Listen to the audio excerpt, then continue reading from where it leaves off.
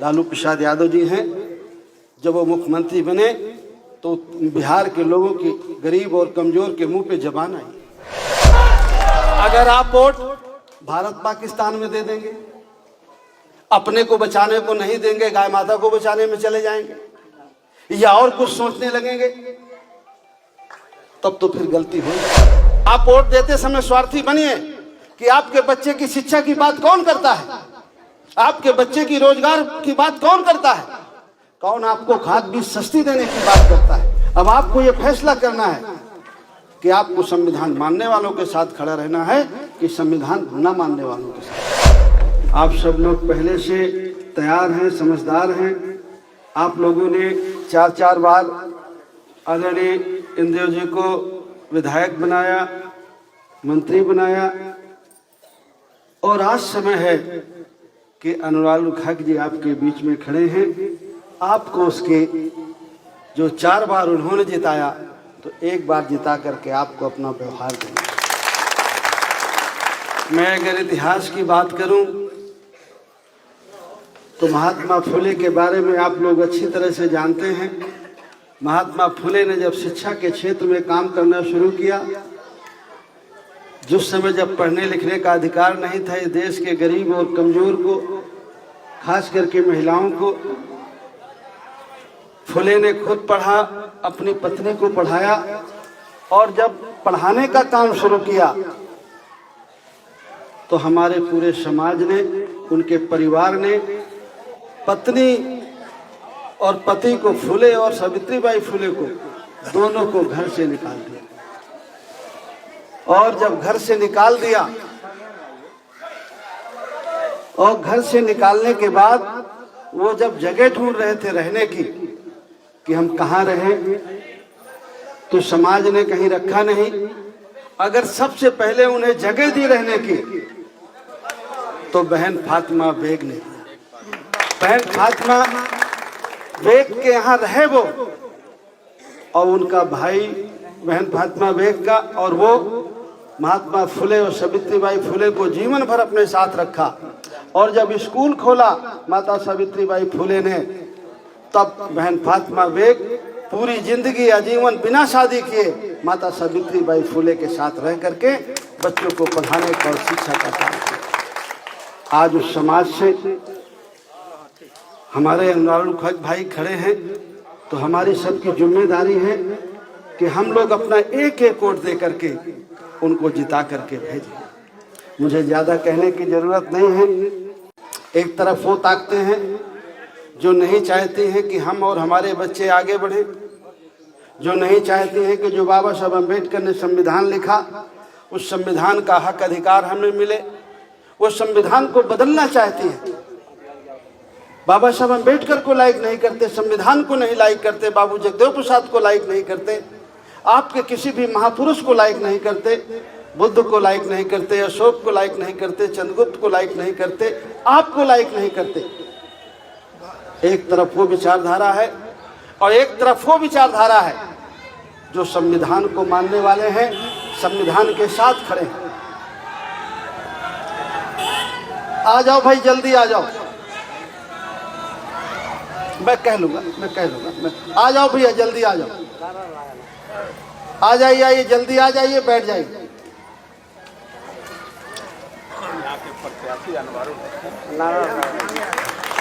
आ जाइए, आइए, हमारे प्रत्याशी आ गए अनुराग खाक जी। आइए भैया, बैठ जाइए। अनुराग खाक जी का सब लोग ताली बजा के स्वागत करिए, हमारे प्रत्याशी हैं। आइए।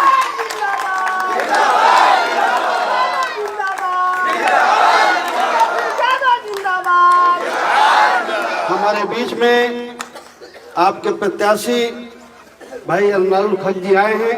आप सब लोग हाथ उठा करके और ताली बजा करके उनका स्वागत करिए। उनका चुनाव निशान लालटेन है, नंबर 1 पर है, और लालटेन के सामने वाली बटन को दबा करके आपको इनको अपना स्नेह और आशीर्वाद मिले। थोड़ी देर बैठ जाइए, आ जाइए। मैं ये कह रहा था कि हमारे देश में जो विचारधाराओं की लड़ाई है, एक तरफ वो लोग हैं जो संविधान को नहीं मानते हैं, आपका हक अधिकार छीनना चाहते हैं। दूसरी तरफ वो लोग हैं जो अपने प्रत्याशी अनुराग उधम जी का स्वागत करते हुए अपनी बात कंटिन्यू कर रहा हूं। मैं इसलिए जल्दी में हूं कि मुझे 2-3 सभाओं में और जाना है। मैं सोचता हूं कि मैं जो टूटी फूटी बातें जान सका हूं वो बातें आप लोगों के बीच में जा कर के रखूं। अभी हमारे साथी कह रहे थे कि कुछ लोग कह रहे हैं कि हम मुख्यमंत्री बनाएंगे। मुख्यमंत्री कैसे बनाएंगे आपके आदमी को? उसका काम तो बेचारे का पहले लगा दिया उन्होंने। प्रशांत किशोर से कह करके उसके डिग्री का मुद्दा नहीं उठा दिया, उसके क्रिमिनल केस नहीं उठा दिए। वो बेचारा चुनाव लड़के जीत जाए यही बहुत है। मुख्यमंत्री की तो बात ही खत्म हो गई, उसका पहले काम लगा दिया। कहाँ आप उसका नाम लेते हैं बेचारे? हमारे उत्तर प्रदेश में हमारे भाई को केशव मौर्य जी को अध्यक्ष बनाया और वो नहीं कहे, दूसरे लोगों से कहला दिया कि यही नेता है। वो नहीं बोले बीजेपी वाले, और सारे हमारे लोगों ने वोट दे दिया। और जब मुख्यमंत्री बनाने का नंबर आया तो योगी आदित्यनाथ को बना दिया। और आपके यहाँ जो आप जिसका नाम लेते हैं उसका तो पहले ही काम लगा दिया। और किसने काम लगाया? प्रशांत किशोर ने। प्रशांत किशोर कौन है? किसके कहने पे चल रहा है? प्रशांत किशोर पांडे, पूरा नाम यही है ना? तो उसका तो बेचारे का पहले ही काम लगा दिया। वो तो बेचारा हो गया है। वो इस लेवल में, इस लड़ाई में नहीं है, चुनाव भर में है नाम उसका, और चुनाव के बाद देखिएगा। इसलिए वो तो भूल जाइए बिल्कुल। मैं ये कह रहा था कि लड़ाई हमारे देश में 2 विचारधाराओं की है। एक तरफ वो लोग हैं जो कहते हैं हम संविधान नहीं मानेंगे, आपके बच्चों को शिक्षा नहीं देनी चाहिए, आपके बच्चों को नौकरी में नहीं जाना चाहिए, रिजर्वेशन नहीं देना चाहिए, आपको आगे बढ़ने के वो खिलाफ हैं, आपको बराबरी का दर्जा नहीं देना चाहते। एक तरफ वो लोग हैं जो भारतीय जनता पार्टी और उसके साथी, और एक तरफ वो लोग हैं जो संविधान को मानने वाले हैं, डॉक्टर अंबेडकर को मानने वाले हैं, बाबू जगदेव प्रसाद को मानने वाले हैं, और उस पर आस्था रखने वाले हैं राष्ट्रीय जनता दल और जो उसके अलायंस पार्टनर। अब आपको ये फैसला करना है कि आपको संविधान मानने वालों के साथ खड़ा रहना है कि संविधान न मानने वालों के साथ खड़ा रहना है। आप भूल जाइए अनुराग को, आप सिर्फ 2 विचारधाराओं को याद रखिए कि आपको संविधान के पक्ष में खड़े होना है कि संविधान के विरोध में खड़े होना है। राष्ट्रीय जनता दल और महागठबंधन वो है जो कहता है जाति जनगणना हो, जाति जनगणना के बाद जिसकी जितनी आबादी हो उस आबादी के हिसाब से हर समाज को हर क्षेत्र में हिस्सेदारी मिले। खाली सरकारी नौकरियां नहीं, आरक्षण का मामला खाली सरकारी नौकरियों तक सीमित नहीं है। आरक्षण का मामला है कि हमें हर जगह हिस्सेदारी और भागीदारी मिलना चाहिए। हमारी जितनी आबादी है, आबादी के हिसाब से हमें सरकारी नौकरियां मिले, प्राइवेट नौकरी मिले, जल जंगल जमीन मिले। इस देश की जितनी संपदा है उसमें हमारा और हमारे बच्चों का भी हक है, क्योंकि इस देश के निर्माण में, इस देश को बनाने में हमारे पुरखों ने भी खून पसीना बहाया है। तो इस देश की जितनी संपत्ति है उसमें हमारा और हमारे बच्चों का भी हिस्सा है। ये महागठबंधन और ये राष्ट्रीय जनता दल कहता है। इसलिए मैं कहता हूं कि आपको भुलावे पे नहीं आना है, आपको स्वार्थी बनना है। अगर आप स्वार्थी बन जाएंगे तो कभी भूल नहीं करेंगे। स्वार्थी शब्द लोग कहते हैं बहुत खराब होता है, लेकिन स्वार्थी शब्द खराब नहीं। जिस दिन आप स्वार्थी हो जाएंगे उस दिन आपसे गलती नहीं होगी। आप वोट देते समय स्वार्थी बनिए कि आपके बच्चे की शिक्षा की बात कौन करता है, आपके बच्चे की रोजगार की बात कौन करता है, कौन आपको खाद बीज सस्ती देने की बात करता है, कौन आपका कर्जा माफ करने की बात करता है, कौन आपको आगे बढ़ाने की बात करता है। जिस दिन ये समझ के वोट देंगे उस दिन आपसे कोई गलती नहीं होगी।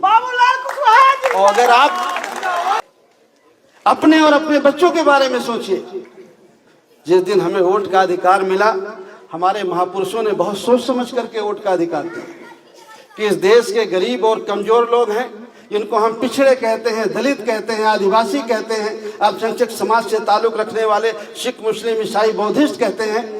जिस दिन ये जागरूक होंगे अपने वोट का अगर एक जगह इस्तेमाल करके अपनी सत्ता बनाएंगे तो अपना भी भला करेंगे और अपनी तरह जितने गरीब और कमजोर लोग हैं उनका भी भला करेंगे। इसलिए वोट बहुत कीमती है। बिहार के लोग उत्तर प्रदेश से कई गुना ज्यादा जागरूक हैं और खास करके मेरे समाज के लोग तो मैं जानता हूँ, हम लोग 403 में बामुश्किल में 15-16 एमएलए बना पाते, 80 एमपी मेंबर पार्लियामेंट में मुझे लगता है पहली बार 3 बने, और आप लोग तो 40 लोकसभा में 7-8 तक बना लेते हैं, 10 तक बना लेते हैं, और 243 में आप 20-22 एमएलए तक बना लेते हैं। आप लोग हमसे ज्यादा जागरूक हैं। इसलिए आप वोट, आपको ये भी देखना है कि आपको वोट देता कौन है।